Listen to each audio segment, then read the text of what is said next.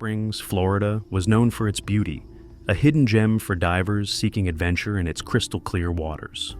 On September 22, 1996, two friends, Jake Miller and Lisa Carter, arrived at the site, eager to explore the depths. Both were certified open water divers but had no formal training in cave diving. Still, the lure of the unknown was too tempting to resist.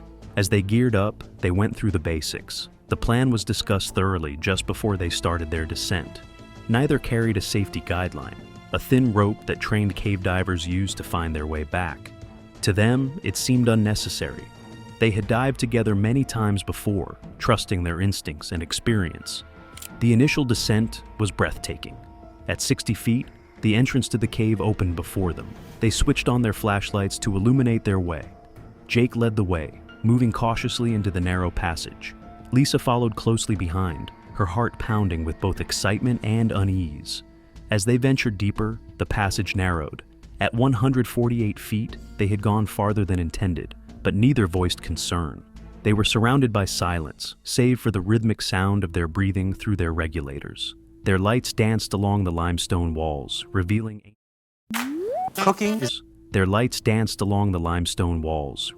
ancient formations that had stood untouched for millennia. Then, in an instant, everything changed. Jake, shifting his position, accidentally kicked up a thick layer of silt from the cavern floor. The fine particles billowed upward like smoke, consuming the light, transforming their surroundings into a suffocating void. Within seconds, visibility was reduced to zero.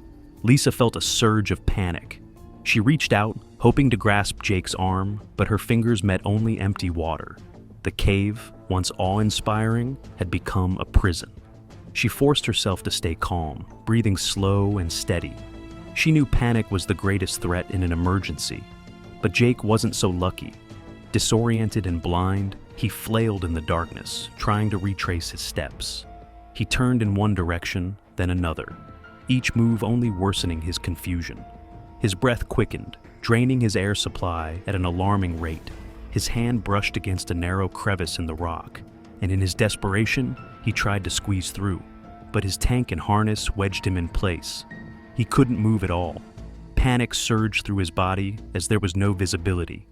He was disoriented and couldn't even comprehend where and how he got stuck.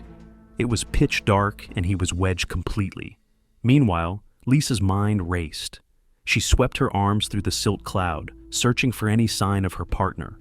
Then suddenly she felt a shift in the water, a disturbance ahead. Something had moved. A collapse? Had the cave ceiling given way? Fear overtook her. If the cave was unstable, they were in grave danger. With her oxygen dwindling and no way to locate Jake, she made a split-second decision. She turned and ascended, kicking hard toward the surface. The journey back up felt endless. Every second, she expected to feel the crushing weight of the cave collapsing behind her. Breaking through the surface, she gasped for air and ripped off her mask. She immediately started contacting the emergency services for help. She knew the situation was dire, and Jake was on borrowed time. The clock was ticking, and for her, every minute felt heavy. Meanwhile, back inside, Jake was fighting for his life. His chest was crushed against the cold rock, his shoulders wedged tight in the crevice. He had stopped fighting for a moment, frozen in sheer terror. His breathing was shallow, ragged. The regulator in his mouth felt useless now. His tank was nearly empty. He had to get out. With desperate shaking hands, he fumbled at his harness, fingers numb and clumsy. The metal buckle refused to give at first, his gloves making the task even harder.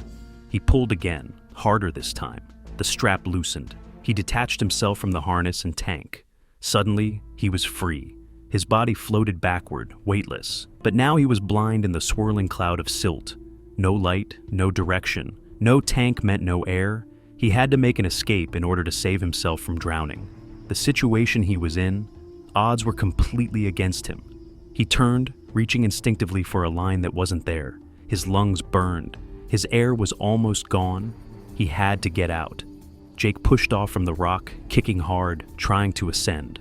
He fumbled for his regulator. His fingers met nothing. His harness, his tank, gone. However, he kept pushing, hoping for some miracle. Rescue divers arrived within an hour, their movements swift and precise. They entered the cave, navigating through the suspended silt, searching for Jake. What they found was not what they expected. The cave had not collapsed. The passage remained intact. They discovered Jake's body lodged in the crevice, but he was no longer stuck. They realized at some point he had managed to free himself, but he had no light, no guideline, just thick, blinding silt swirling around him. Investigators later pieced together what had likely happened. In his panic, he had ditched his harness and tank, wiggling free from the tight space. But in his disorientation, he had made a fatal mistake, attempting a free ascent without air. Without a light, without oxygen, he had tried to swim upward, holding his breath.